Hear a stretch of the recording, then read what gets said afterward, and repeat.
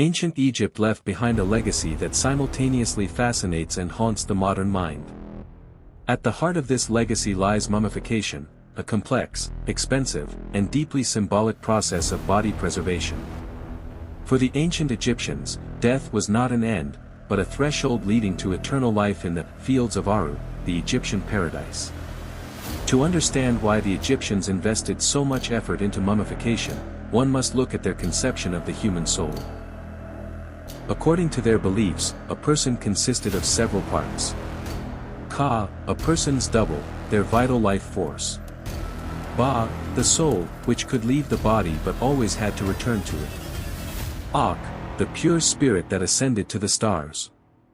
The main problem was that the Ba and Ka required a physical shell to recognize their owner.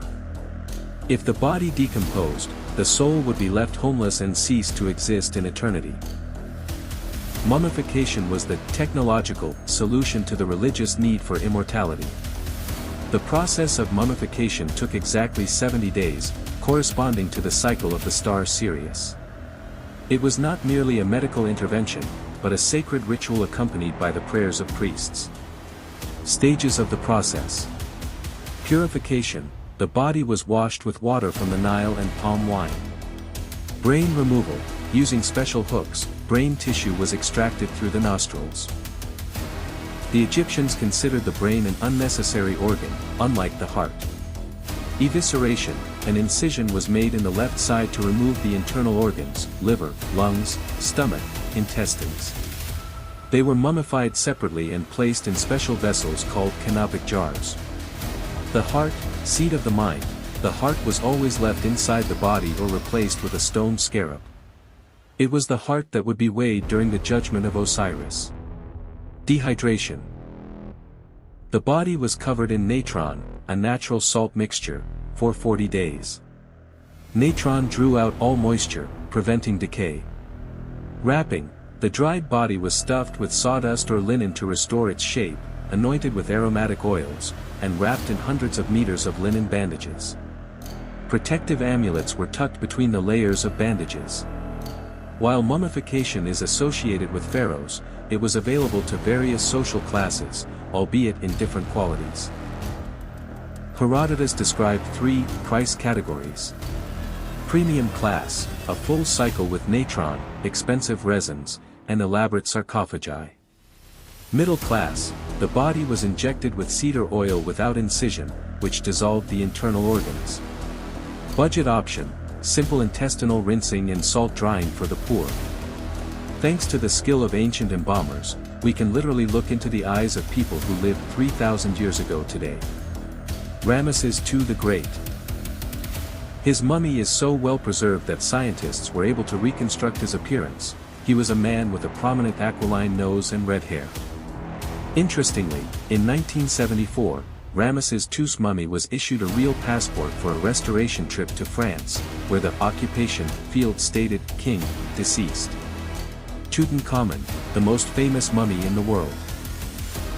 Although the mummy itself did not survive perfectly due to an excess of oils in the sarcophagus, his tomb revealed an incredible wealth of ritual artifacts to the world. Egyptians did not only mummify humans.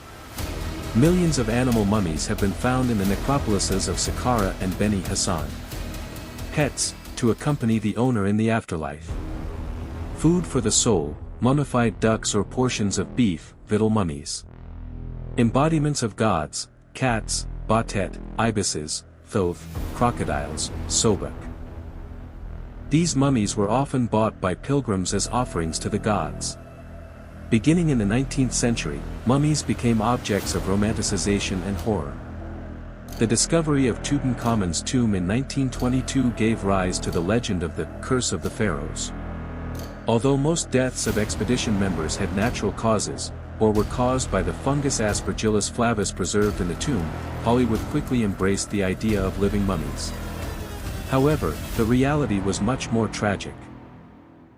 In the Middle Ages, mummies were ground into powder, mumia, used as medicine for all ailments, and later they were burned as fuel for locomotives or used to produce mummy brown paint. Today, scientists do not need to unwrap bandages to learn a mummy's secrets. Thanks to CT scans and DNA analysis, mummies have become true time capsules. We know that ancient Egyptians suffered from atherosclerosis, cavities, smallpox, and malaria. DNA tests helped establish family relationships between pharaohs, for example, confirming who Tutankhamun's father was. Voice reconstruction. Scientists were able to model the vocal apparatus of the priest Nasiamun and reproduce the sound of his voice.